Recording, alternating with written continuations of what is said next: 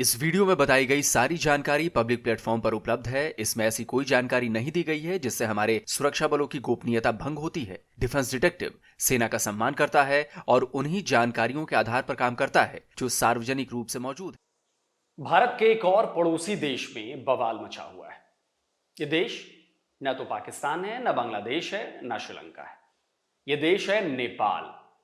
नेपाल पिछले एक हफ्ते से उबल रहा है। सड़कों पर जबरदस्त हिंसा हो रही है, कई लोगों की जान जा चुकी है। हालात जो हैं वो धीरे धीरे बद से बदतर होते जा रहे हैं। तो सवाल ये उठता है कि कौन है नेपाल में इस बवाल के पीछे और क्यों नेपाल जल रहा है। नमस्कार दोस्तों, डिफेंस डिटेक्टिव के एक और नए एपिसोड में आप सभी का स्वागत है। मैं हूं आलोक। दोस्तों, जैसा कि मैंने आपको बताया कि नेपाल में हंगामा मचा हुआ है और इस हंगामे की वजह है सत्ता परिवर्तन की मांग, हिंदू राष्ट्र बनाने की मांग। दुनिया में जहां जहां राजशाही बची हुई है वहां राजशाही को खत्म करने और प्रजातंत्र लाने की मांग को लेकर प्रोटेस्ट होते हैं। लेकिन नेपाल में कुछ उल्टा हो रहा है। नेपाल में एक बड़ी आबादी जो है नेपाल की, वो राजशाही वापस लाने की मांग कर रही है। वो चाहती है कि उनका राजा वापस आए, वो उन्हें लीड करे। और बड़ी बात ये कि बदलाव की इस मांग को लेकर उत्तर प्रदेश के जो मुख्यमंत्री हैं योगी आदित्यनाथ, उनका भी बीच बीच में इसमें नाम खूब लिया जा रहा है। तो ये सारी डिटेल आज के इस वीडियो में मैं आपको बताने वाला हूं। नेपाल की राजधानी काठमांडू कल जल उठी। सड़कों पर उतरे हजारों हजार लोगों ने काठमांडू के तिनकुने में जबरदस्त बवाल मचाया। ऐसा बवाल, ऐसा हंगामा जैसे पहले कभी काठमांडू ने नहीं देखा था। जड़ी बूटी की फैक्ट्री फूंक डाली गई, एयरपोर्ट के अंदर घुसकर तोड़फोड़ की गई, वहां खड़ी गाड़ियों को जला डाला गया, एक मीडिया हाउस के दफ्तर पर हमला कर उसमें आग लगा दी गई। इस आगजनी में एक मीडिया कर्मी मारा भी गया। सैकड़ों दुकानों में लूटपाट की गई। बेकाबू हो चुकी भीड़ को कंट्रोल करने के लिए पुलिस ने गोलियां चलानी शुरू कर दी। इस फायरिंग में एक प्रदर्शनकारी की जान चली गई। इस बवाल, तोड़फोड़, आगजनी की वजह है प्रो मोनार्की प्रोटेस्ट, यानी नेपाल में राजतंत्र के समर्थन में किया गया प्रदर्शन। नेपाल एक डेमोक्रेटिक नेशन है, यानी प्रजातांत्रिक देश, धर्मनिरपेक्ष प्रजातांत्रिक देश। लेकिन 17 साल पहले ये एक हिंदू राष्ट्र था, हिंदू देश था जहां राजतंत्र था। पॉलिटिकल पार्टियां भी थी, चुनाव भी होते थे, प्रधानमंत्री भी बनते थे, लेकिन सत्ता के टॉप पर राजा ही रहते थे। लेकिन नेपाल में इसी राजतंत्र के खिलाफ करीब 20 सालों तक हिंसक विरोध होते रहे, प्रदर्शन होते रहे और कई बार तो हालात ऐसे हुए जैसे सिविल वॉर हो गई है नेपाल में। फिर देश से राजशाही यानी कि मोनार्की खत्म कर दी गई। लेकिन देश का एक बड़ा तबका इस बदलाव से खुश नहीं था। साल 2008 नेपाल का 240 साल पुराना हिंदू राजतंत्र खत्म कर दिया गया और देश एक लोकतांत्रिक धर्मनिरपेक्ष राष्ट्र बन गया। राजा ज्ञानेंद्र अब नेपाल के पूर्व राजा बन गए। नेपाल के शासन में उनकी भूमिका खत्म कर दी गई। लेकिन नेपाल के बहुत से लोग देश में राजतंत्र ही चाहते थे और 2008 के बाद से ही वहां राजतंत्र की वापसी की मांग को लेकर विरोध प्रदर्शन होते रहे हैं। यह वीडियो 2020 का है। तब भी सैकड़ों लोगों ने सड़क पर उतरकर हिंदू राष्ट्र और राजतंत्र की मांग की थी। 2023 में भी बहुत बड़ा प्रदर्शन किया गया था। राजतंत्र की मांग को लेकर हजारों हजार लोगों ने विरोध प्रदर्शन किया था और इस दौरान भी पुलिस से उनकी झड़प हुई थी। लेकिन 2025 यानी इस साल राजतंत्र की मांग को लेकर नेपाल में ज्यादा हलचल दिखाई दे रही है। असल में इस बवाल की शुरुआत 18 फरवरी से हुई थी। नेपाल हर साल 19 फरवरी को प्रजातंत्र दिवस मनाता है और इसकी पूर्व संध्या पर ज्ञानेंद्र शाह देश की जनता के लिए अपना संबोधन जारी करते थे। लेकिन इस बार ज्ञानेंद्र शाह का संबोधन कुछ अलग था। अपने संबोधन में ज्ञानेंद्र शाह ने नेपाल के लोगों से अपने लिए समर्थन की अपील कर डाली। उन्होंने कहा कि देश को बचाने के लिए अब यह कदम उठाना जरूरी हो गया है। अब नेपालको उन्नतिको लागि हामीबाट अरू के त्याग गर्नुपर्ने हो, हामी तयार छौँ। अब समय आयो, राष्ट्र जोगाउने हो भने, राष्ट्रिय एकता कायम राख्ने हो भने, देशको समृद्धि र उन्नतिका निमित्त हामीलाई साथ दिन सबै देशवासीहरूलाई आह्वान गर्दछौँ। इतना ही नहीं, ज्ञानेंद्र शाह ने अपने संबोधन में प्रजातंत्र की खूबियां तो गिनवाई, लेकिन साथ ही साथ प्रजातांत्रिक व्यवस्था के आने के बाद नेपाल की बिगड़ती हालत का भी जिक्र किया। आज देशको इतिहास मेटिँदै गएको छ। नेपालको अस्तित्व नासिँदै गएको छ। नेपालका होनहार जनशक्ति दिनहुँ ताती लागेर देशबाट बाहिरिँदै गएका छन्। नेपालीको पसिना आफ्नो माटोमा होइन, अन्तै पोखिरहेको छ। जन्मदै नेपालीको शिरमा हजार होइन, लाखको ऋणभारको बोझ छ। ज्ञानेंद्र शाह के इस संबोधन ने नेपाल को हिला दिया। नेपाल की सरकार और सियासत दोनों हिल गए कि भाई ये क्या हो गया।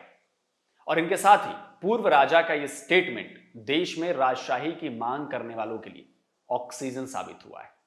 18 फरवरी के बाद से देश में प्रो मोनार्की प्रोटेस्ट जो हैं वो बढ़ने लगे हैं। डेमोक्रेसी और मोनार्की के सपोर्टर्स के बीच जुबानी जंग तेज होने लगी। नेपाल के पूर्व पीएम बाबूराम भट्टाराई ने ज्ञानेंद्र शाह के इस स्टेटमेंट की न केवल निंदा की, बल्कि यह भी कहा कि ज्ञानेंद्र को गिरफ्तार कर लिया जाना चाहिए। जाहिर है, भट्टाराई के इस बयान से ज्ञानेंद्र के समर्थक भड़क उठे और देश में एक नया बवाल शुरू हो गया।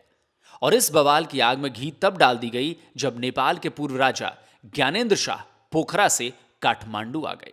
हजार नेपाली लोग उनके स्वागत के लिए सड़कों पर आ गए। इसके बाद ज्ञानेंद्र शाह गोरखा मंदिर भी पहुंचे। हजारों समर्थक भी उनके साथ साथ चल रहे थे और नारे लगा रहे थे, जय जय काली, आयो आयो गोरखाली। नेपाल में गोरखा मंदिर और इस जय घोष का बहुत बड़ा महत्व है।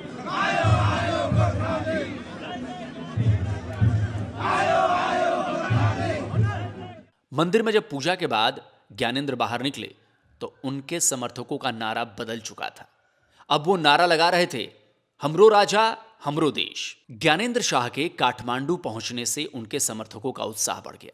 शहर में प्रदर्शन तेज होने लगे। 27 मार्च को राजशाही के लिए एक सम्मेलन भी बुलाया गया और इसी के बाद 28 मार्च को काठमांडू में राजा के समर्थन में किए जा रहे प्रदर्शन के दौरान हिंसा भड़क उठी। नेपाल में राजशाही की मांग करने वालों की अगुवाई संयुक्त जन आंदोलन समिति कर रही है, जिसके कोऑर्डिनेटर हैं नवराज सुबेदी। नवराज खुद एक पॉलिटिशियन हैं और नेपाल की संसद के अध्यक्ष रह चुके हैं। उनके अलावा राष्ट्रीय प्रजातंत्र पार्टी के रविंद्र मिश्रा भी राजतंत्र के सपोर्टर हैं। पॉलिटिशियन और उद्योगपति दुर्गा प्रसाई भी राजतंत्र के समर्थन में आंदोलन कर रहे हैं। नेपाल में आरपीपी समेत 3 सियासी पार्टियां राजतंत्र की समर्थक मानी जाती हैं, जबकि नेपाली कांग्रेस, माओवादी और सीपीएन यूएमएल समेत 7 पार्टियां हैं जो डेमोक्रेटिक व्यवस्था के समर्थक यानी कि लोकतांत्रिक व्यवस्था के समर्थक हैं। नेपाल में संवैधानिक तरीके से राजशाही लाने के लिए चुनाव में राजतंत्र को सपोर्ट करने वाली पार्टियों को 2/3 से अधिक वोट हासिल करने होंगे, जो फिलहाल जो अभी के हालात हैं उसमें तो अभी नामुमकिन लगता है। ऐसे में जन आंदोलन ही इसके लिए आखिरी रास्ता बच रहा है। 28 तारीख को काठमांडू के तिनकुने में एक रैली होने वाली थी। सड़कों पर भारी भीड़ जमा हो रही थी और भीड़ को तितर बितर करने के लिए पुलिस ने आंसू गैस के गोले दागने शुरू कर दिए। एक गोला स्टेज पर भी दागा गया जहां नवराज मौजूद थे। कहा जा रहा है कि इसी के बाद भीड़ भड़क उठी। भारी हिंसा के बाद पुलिस ने सड़कों पर मोर्चा संभाल लिया। काठमांडू के कई इलाकों में कर्फ्यू लगा दिया गया। हालांकि नवराज सुवेदी ने इस हिंसा के लिए नेपाल सरकार को ही जिम्मेदार ठहराया है। आज हामीले शान्तिपूर्ण रूपबाट जनआन्दोलन प्रदर्शनी जनआन्दोलनको तर्फबाट जो प्रदर्शन गर्न लागेका थियौँ त्यसमा सुरुदेखि नै हामीलाई प्रशासनबाट अत्याचार भयो, छिटोपिचो भयो। म गाडीबाट बनाएको मञ्चमा जानको निम्ति ओर्लिँदाखेरि नै टियर ग्यास प्रहार गरियो 3-4 राउन्ड। त्यसपछि मञ्चमा गएपछि 10औं राउन्ड टियर ग्यास प्रयोग गरियो। यो वितण्डा जुन गरियो यसबाट आजको जो स्थिति सिर्जना भयो त्यसको निम्ति म साह्रै पश्चाताप गर्छु। यो नहुनुपर्ने कुरा भयो। यसको सम्पूर्ण जवाबदेही नेपाल सरकारले लिनुपर्छ। हालांकि इस बवाल के बाद नेपाल सरकार ने प्रो मोनार्की प्रोटेस्ट का क्रैकडाउन शुरू कर दिया है। सुवेदी को नजरबंद कर दिया गया है, जबकि 5 नेताओं को गिरफ्तार कर लिया गया है। कहा यह भी जा रहा है कि नेपाल सरकार भूतपूर्व राजा ज्ञानेंद्र शाह को दी जा रही सुविधाएं वापस लेने के साथ साथ उनका पासपोर्ट भी रद्द करने वाली है। असल में नेपाल की प्रो डेमोक्रेसी पार्टियां ज्ञानेंद्र शाह को ही इस हिंसा और देश में हो रहे बवाल की वजह बता रही हैं।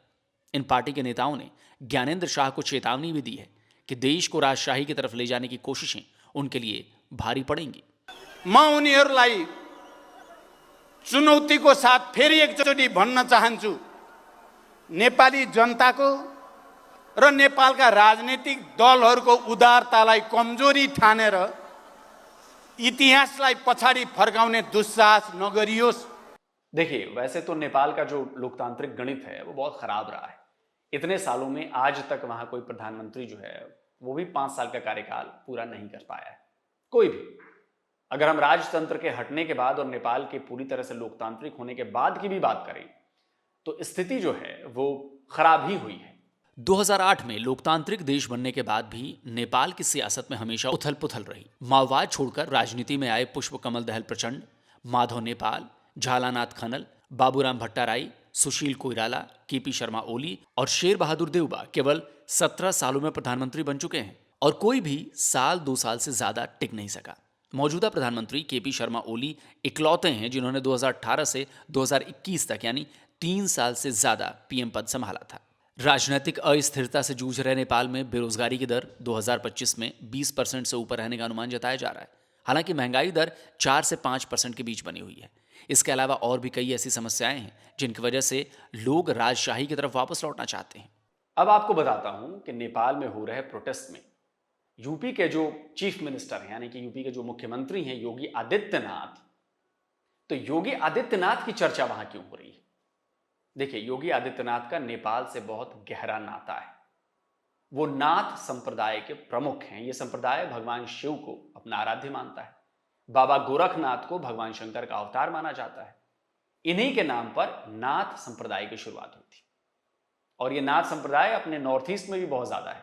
आपने देखा कि ज्ञानेंद्र शाह नेपाल में गोरख मंदिर में ही पूजा करने गए थे और यहां पर गोरखपुर है और गोरखनाथ के जो कहें कि सर्वे सर्वा हैं वो योगी आदित्यनाथ है। लेकिन अभी के प्रदर्शनों में योगी आदित्यनाथ का नाम आने की एक दूसरी वजह है। देखिए, नेपाल में हो रहे प्रदर्शनों में योगी आदित्यनाथ के पोस्टर भी लहराए जा रहे हैं। इसकी वजह है अक्टूबर 2016 में काठमांडू में हुए वर्ल्ड हिंदू कॉन्फ्रेंस में दिया गया योगी आदित्यनाथ का भाषण। इस भाषण में उन्होंने सवाल उठाए थे कि नेपाल अपने धर्म और अपनी राज व्यवस्था से क्यों कट रहा है, जबकि दुनिया के कई देश अपनी राज व्यवस्था को बचाने में लगे हैं।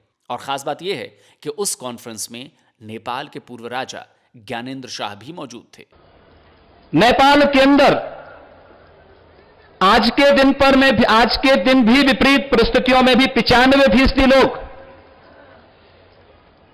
सनातन हिंदू धर्म और उससे निकले हुई उपासना विधि के अनुयायी हैं। उस सब के बावजूद नेपाल अपनी हिंदू पहचान को क्यों नहीं बना पा रहा है, यह हम सब के लिए एक प्रश्न बना हुआ है। आधुनिक लोकतंत्र की बात करने वालों से पूछा जाना चाहिए कि दुनिया का लोकतंत्र का संदेश देने वाला ब्रिटेन अपनी राज संस्था को बचाता है, जापान अपनी राज संस्था को बचाता है। अभी थाईलैंड में आपने देखा होगा वो अपनी राज संस्था को बचाता है। स्विट्जरलैंड, डेनमार्क, नीदरलैंड, आखिर नेपाल 2.5 करोड़ से जुड़ा हुआ नेपाल, जिस नेपाल के राजा को सनातन हिंदू धर्म के राजा के रूप में मान्यता प्राप्त है, सनातन हिंदू धर्म के तीर्थों में, गर्भगृह में या तो हमारे आचार्य शंकराचार्य जा सकते हैं या फिर नेपाल नरेश को ही वहां पर जाने का अधिकार है। आखिर इससे नेपाल को क्यों सम्मान से नेपाल को वंचित करने का षड्यंत्र क्यों हुआ है? और यही वजह है कि आज नेपाल में राजशाही के समर्थन में निकलने वाली रैलियों में, प्रदर्शनों में योगी आदित्यनाथ की भी बात हो रही है। असल में नेपाल में राजशाही का खत्म किया जाना वहां के हिंदुओं के लिए बहुत बड़ा झटका था और जिसे साजिशन खत्म किया गया। वो जो कत्लेआम मचा राज परिवार में, वो साजिशन था। नेपाल विश्व का इकलौता हिंदू राष्ट्र था, लेकिन डेमोक्रेसी के नाम पर उस हिंदू राजतंत्र को मिटा दिया गया। चलिए, फिर भी अगर डेमोक्रेसी में नेपाल में हालात जो हैं वो सुधर जाते, नेपाल की डेवलपमेंट होती, विकास होता, लोगों को सुविधाएं मिलती, युवाओं को रोजगार मिलते, तो ठीक था। लेकिन नेपाल के ये नेता केवल कुर्सी की मारामारी में लगे हुए हैं। डेमोक्रेसी के पिछले 17 सालों में 14 बार पीएम बदल चुके हैं, तो सवाल उठेंगे ना कि ये डेमोक्रेसी जनता के लिए लाई गई थी या फिर बारी बारी से देश को लूटने वाले नेताओं के लिए। और यही सवाल आज नेपाल की सड़कों पर जनता पूछने उतरी है कि भाई लोकतंत्र लाकर हमें क्या दिया गया, हमें क्या मिला। चीन अपना फायदा उठाता है, कोई और अपना फायदा उठाता है, और बीच में बेचारी नेपाल की जनता पिस रही है। इसलिए नेपाल की जनता एक बार फिर सड़कों पर है और हिंदू राष्ट्र बनाने की उसकी मांग जोर पकड़ रही है। अब देखते हैं कि इसमें क्या होता है। तो दोस्तों, आज का ये वीडियो आपको कैसा लगा कमेंट जरूर करिए। इस वीडियो को ज्यादा से ज्यादा शेयर करिए, लाइक करिए, ताकि नेपाल की स्थिति लोगों को पता चले और पता चले कि क्यों उसका दोबारा अपने मूल स्वरूप में आना नेपाल का बहुत जरूरी है, यानी कि हिंदू राष्ट्र में आना बहुत जरूरी है, जो वो पहले था। इसलिए इस वीडियो को शेयर करना बहुत जरूरी है। तो जिन दोस्तों ने डिफेंस डिटेक्टिव को सब्सक्राइब नहीं किया तो भाई चैनल को सब्सक्राइब करिए और साथ में बेल आइकन जरूर प्रेस करिए और ऑल नोटिफिकेशन जरूर ऑन करिएगा, जिससे हमारे द्वारा अपलोड किए गए हर वीडियो की जानकारी आप तक फौरन पहुंच जाए। जल्दी मिलता हूं एक और नए वीडियो के साथ। नमस्कार, जय हिंद। तो अगर आप चाहते हैं मुझसे बात करना, मुझसे कोई सवाल पूछना, तो फैन कॉल पर आप मुझसे कनेक्ट हो सकते हैं। फैन कॉल में ये सुविधा है कि आप अपने हिसाब से वहां पर जाकर टाइम स्लॉट बुक कर सकते हैं कि आपको फलाने दिन मुझसे बात करनी है, फलाने टाइम पे मुझसे बात करनी है। लेकिन ये भी बता दूं कि ये पेड सर्विस है,